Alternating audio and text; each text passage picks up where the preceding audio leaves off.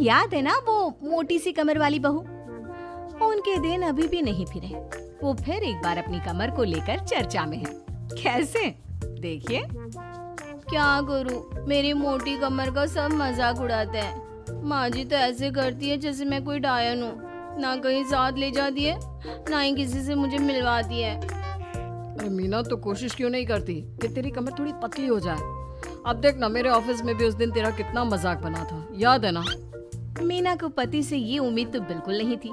वो सोच में पड़ जाती है कि आखिर क्या लुक्स ही मायने रखते हैं? रिश्ते नाम की कोई चीज होती है क्या? पापा पापा, मेरे स्कूल में फंक्शन है, सबके मम्मी पापा आएंगे, आप भी आना कल।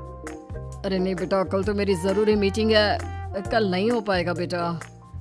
अरे मैं हूँ ना, मैं आ जाऊंगी। क्यों? नहीं नहीं माँ, तुम रहने दो। तुम्हारे लिए तो 2-2 चेयर लगाने पड़ जाते हैं और ऊपर से सब तुम्हारा मजाक बनाते हैं। ना बाबा ना, मेरे स्कूल में तो आना ही मत। मीना का दिल तो ये सोचकर और छोटा हो जाता है। वो किचन में जाती है और खाना बनाने लग जाती है। खाना बनाते बनाते उसे मुन्ने के जोर से रोने की आवाज आती है। अरे क्या हो गया मेरे बेटे को? मेरा बच्चा गिर गया है। कितनी बार कहा है कि भागा दौड़ी ना किया कर। मीना जल्दी से बच्चे को उठाती है, उसे कमरे में ले जाती है और सुला देती है। माँ, कल मैं गिर गया था तो किसी ने मुझे नहीं उठाया, सब मुझे डांट रहे थे, लेकिन तुमने मुझे उठाकर यहाँ बेड पर लिटाया। और रात भर तेरी कमर में मालिश भी करती रही। तभी तो मैं आज स्कूल के फंक्शन में जा रहा हूँ, नहीं तो कैसे जाता। अच्छा माँ, मैं जा रहा हूँ। बेटा स्कूल चला जाता है। उधर सास, बहू वो क्या है ना, आज मैंने घर में कीर्तन रखा है। तेरी कमर के कारण मैंने सबको बोल दिया है कि तू मायके गई है। तू जानती है ना कैसे तेरा मजाक बनाते हैं सभी। बहू कुछ नहीं कहती। पर माँ जी, कीर्तन में बैठने का तो मेरा भी मन था। हाँ तो किसी और शहर चली जाना जहाँ तुझे कोई जानता ना हो। वहीं किसी मंदिर में बैठ कर ले लेना हरि का नाम। अच्छा जा, जल्दी से काम पर लग जा। मीना को सास की बात पर रोना आता है, लेकिन देखिए किया भी क्या जा सकता है। हमारे यहाँ तो ये रिवाज है ना, जिसका चेहरा अच्छा वो राजा, नहीं तो सब रंग। घर में औरतें आने लगती हैं, सब एक एक कर कीर्तन में बैठ जाती हैं। अरे मुन्ना जा तो, किचन में मैंने प्रसाद बना कर रखा है, ले आ। अरे क्या क्या कर लेती हो बहन जी, एक तुम्हारी बहू है बस कमर का कमरा बनाए बैठी है। ये नहीं कि ससुराल में रहकर काम काज निपटाए, जब देखो तब मायके की हवा खाने पहुंची रहती है।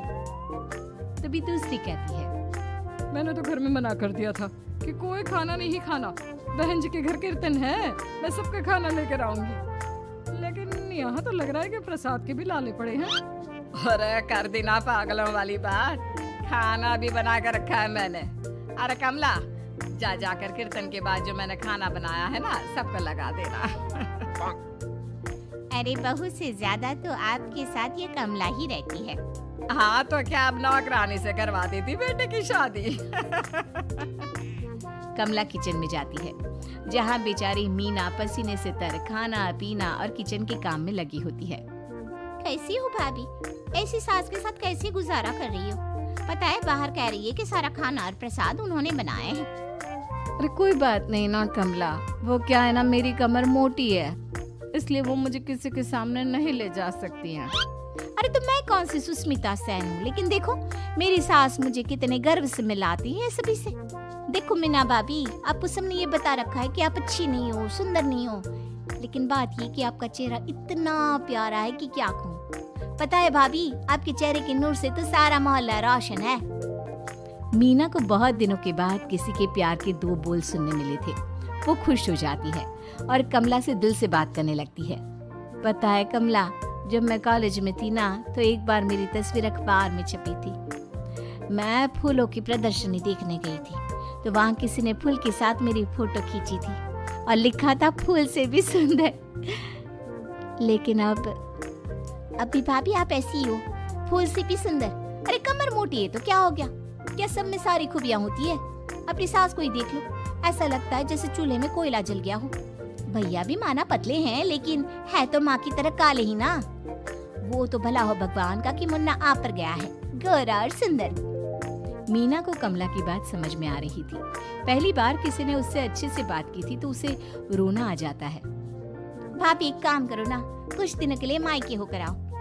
यहाँ तो ना भैया को आपकी कदर है ना ही सास को, और बेटा भी आपको इन लोगों के कहने पर दूर ही रखता है। मीना को कमला की बात ठीक लगती है। सारा कीर्तन निपट जाता है और उसके बाद अरे बहन जी मान गए, इतना सारा खाना और प्रसाद बनाने के बाद भी आपको देख के लगता नहीं कि आप एक बूंद भी थकी हो, बिल्कुल फ्रेश। बस बहन जी मैं तो हूँ ही कुछ ऐसी ही। सभी चले जाते हैं। तब जाकर मीना किचन से बाहर आती है।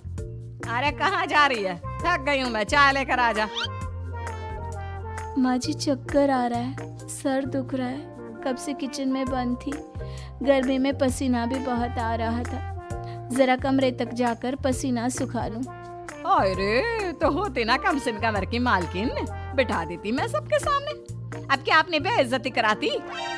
बस माँ जी मैं तंग आ गई हूँ, मैं अपने मायके जा रही हूँ। जब मेरा होना आप लोगों को इतना अखरता है तो मैं क्यों यहाँ रहूँ, क्यों ना मैं माँ के पास जाकर आराम ही करूँ। तभी वहाँ पति आ जाता है। देखो ऐसा नहीं है, लेकिन हाँ कुछ दिनों के लिए तुम जाना चाहती हो तो हो आओ, लेकिन यहाँ हम सबको तुम्हारी जरूरत है। मीना पति की इजाजत के बाद मायके जाती है, लेकिन वहाँ भी भाभी। अरे मीना दीदी आज ही आना था क्या आपको? आज तो मेरे मायके वाले आ रहे हैं। दीदी आपकी कमर का मजाक फिर बनाएंगे वो लोग। अरे मीना एक फोन तो कर देती आने से पहले। अरे मीना क्या हाल बना रखा है शरीर का, कितनी प्यारी बच्ची थी हमारी, क्या हाल कर लिया। मीना को दुख होता है। वो घर के अंदर जाती है जहाँ दीदी आप तो दलिया लेंगी ना? सबके लिए वैसे आलू के पराठे बने हैं, मैं जानती हूँ आपके फेवरेट हैं आलू के पराठे, लेकिन अब आपका शरीर ऐसा है कि आप तो दलिया ही खाओ। मीना को समझ में नहीं आ रहा था कि ये क्या हो रहा है। हर कोई जो अपना है वो क्यों उससे ऐसा व्यवहार कर रहा है। मीना दुखी होकर पास में रहने वाली अपनी सहेली के घर जाती है। सहेली का पति बोल पड़ता है, अरे ये कौन है? कौन है ये? मुझे इसी की तो तलाश थी। मीना उसके पति के इस तरह के रिएक्शन से परेशान होकर वापस जा रही होती है कि अरे मीना बिना मिले ही जा रही हो? ये तुम्हारे पति है ना, ऐसे कैसे चिल्ला रहे हैं मुझे देखकर। पता नहीं क्यों जी, मेरी सहेली को देखकर क्यों चिल्ला रहे हो? अरे रीना मेरी फिल्म की हीरोइन मिल गई, यही तो है वो लड़की, प्यारी सी सुंदर सी मोटी कमर वाली। अरे हाँ, मीना तो बिल्कुल उस लड़की जैसी है जो आपकी फिल्म की कहानी है। ये क्या बोले जा रहे हो तुम लोग? मीना मेरे पति बहुत बड़ी फिल्म के डायरेक्टर है, पता है ना तुम्हें? और मैं एक बहुत बड़ी फिल्म बना रहा हूँ शाहरुख खान के साथ। मैं चाहता हूँ कि तुम उसकी हीरोइन बनो। हाँ मीना हाँ, प्लीज ना मत कहना, और इसके लिए तुम्हें करोड़ों रुपया भी मिलेंगे। मीना मन में सोचती है कि जो दुनिया उसे मोटा और भद्दा कहती थी, उसे जवाब देने का यही एक रास्ता है। मीना फिल्म में काम करने के लिए हाँ कर देती है और फिर सारे शहर में मीना की फोटो शाहरुख खान के साथ लग जाती है।